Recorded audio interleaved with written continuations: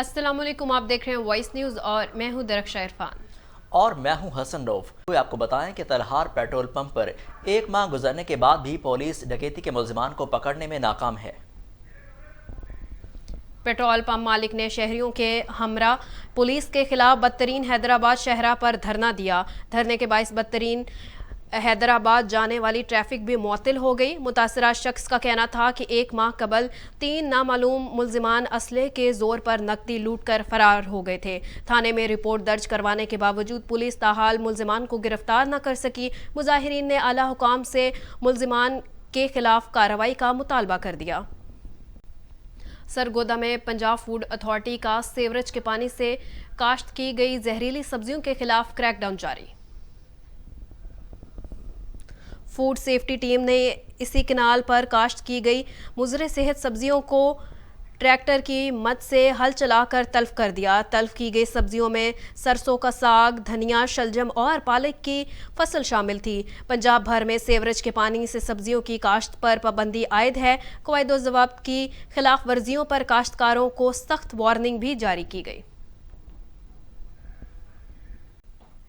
خوشاب میں سرگودا روڈ پر تیز رفتار ہائی ایس اور ٹریکٹر ٹرالی میں تصادم سے 1 خاتون جاں بحق جبکہ 2 افراد شدید زخمی ہو گئے۔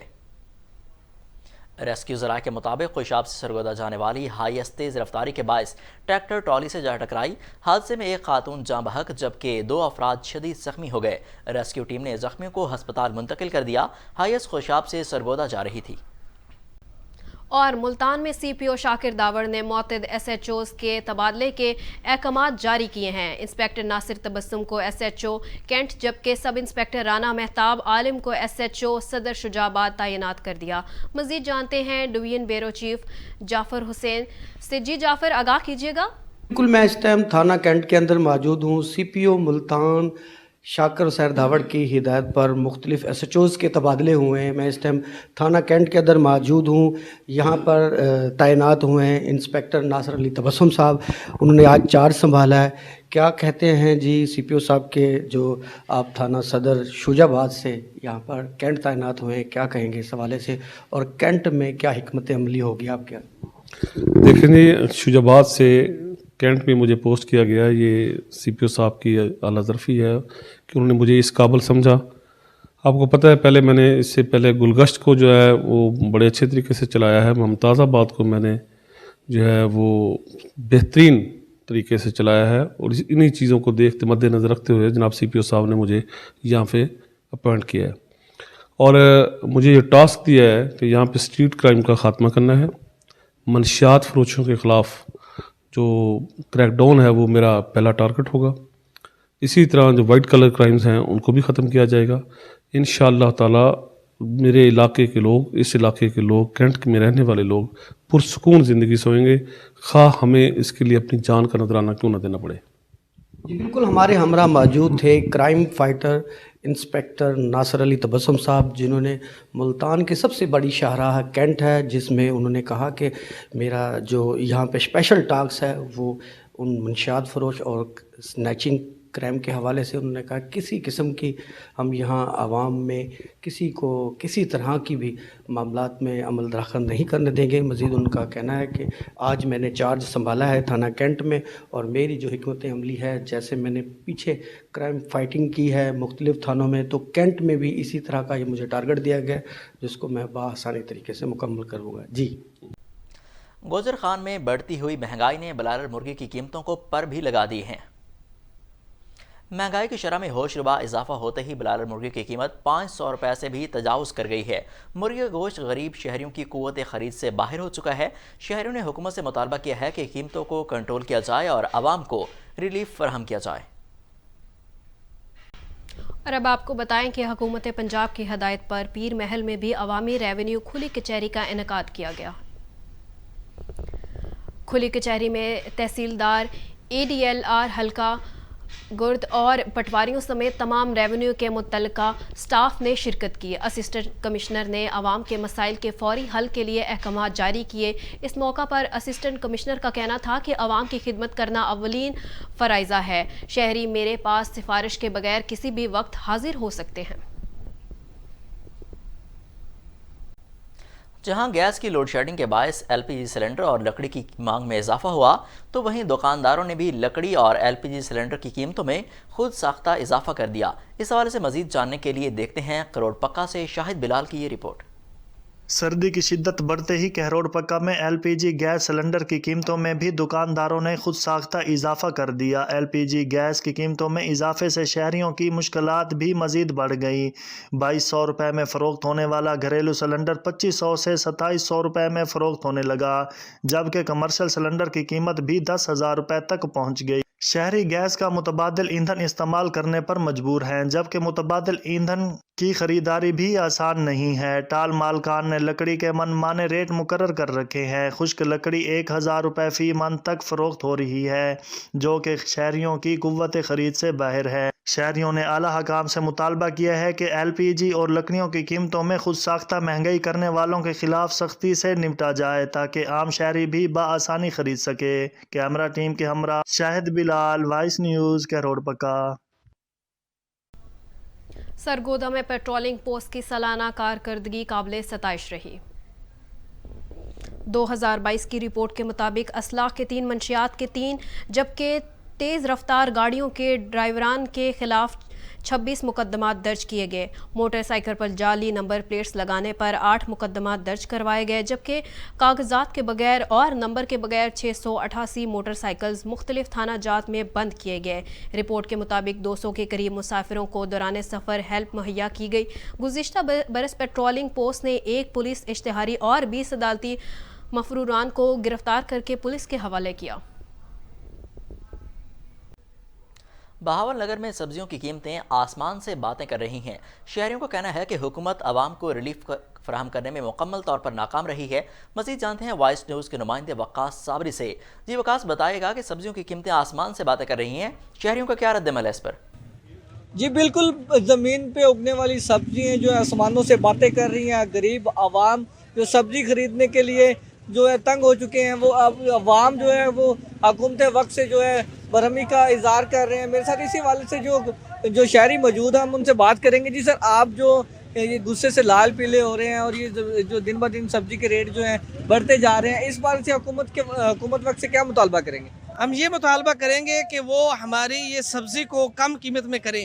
بھائی کیا کریں یار، 500-600 روپیہ دیہڑی ہے، تو جب ہم سبزی لینے کے لیے آتے ہیں تو گھی لے لیتے ہیں یا چینی لے لیتے ہیں تو سبزی کی پڑ جاتی ہے۔ سبزی دیکھو، پیاز 200 روپے کلو ہے، آدھا کلو جاتے ہیں 2 ہنڈیاں بنتی ہیں، تو یہ ہر سبزی کی قیمت بڑھتی جا رہی ہے۔ تو غریب عوام بڑی پریشان ہے، جو بیچاری بسر کر رہی ہے اپنی زندگی بڑی پریشانی کے اندر۔ تو ہمارا حکومت سے یہی مطالبہ ہے کہ وہ ان ریٹوں کو کم کریں، سبزی کو کم کریں، تاکہ غریب عوام اپنا سہولت نال اپنی زندگی بسر کر لے۔ تو ان سے مہربانی ہے اور شکوہ بھی ہے ان سے کہ سبزیوں کی قیمت کم کی جائے اور ساری اشیاء کی کم قیمت کی جائے، تاکہ غریب عوام اپنا زندگی بسر کر کے صحیح طریقے نال جی لین۔ ایک گھر میں تقریباً 5 سے 6 آدمی افراد دیہڑی کماتے ہیں، تو شام کو جاتے ہیں تو ایک سبزی لے کے جاتے ہیں، وہ ہی پوری نہیں آتی۔ کیا کریں یار، بڑی پریشانی ہے۔ برائے مہربانی کر کے ان کو چاہیے کہ اچھی طریقے نال ہمارے ساتھ تعاون کریں۔ جی بالکل، حکومت وقت سے یہی مطالبہ کرتے ہیں کہ اشیاء خرد و نوش کی قیمتیں اور سبزیوں کی قیمتوں میں بالفور جو کمی کی جائے، غریب عوام کو ریلیف دیا جائے، یہی کہنا تھا شہریوں کا۔ جی فیصل آباد ضلع انتظامیہ نے گھنٹہ گھر پر چڑھنے والے شخص کو نیچے اتارنے والے فائر ریسکیو آفیسر کو ہیرو فیصل آباد کا خطاب دیا۔ ڈپٹی کمشنر فیصل آباد نے ریسکیو آفیسر عمران حامد شیخ سے گرجا گھر ملاقات کی۔ ڈپٹی کمشنر نے ریسکیو آفیسر کی بہادری کو سراہتے ہوئے 50,000 روپے نقد انعام سے بھی نوازا۔ ڈپٹی کمشنر کا کہنا تھا کہ عبد الرحمان نے بہادری کی مثال کام کی ہے، شہری کی وجہ سے تشدد اور پتھراؤ کے باوجود ثابت قدم رہے اور عزم سے اپنا مقصد حاصل کیا۔ منجن آباد کے نواحی علاقے میں ایس ایچ او فضل عباس شاہ نے کارروائی کے دوران جرائم پیشہ ملزم کو گرفتار کر لیا۔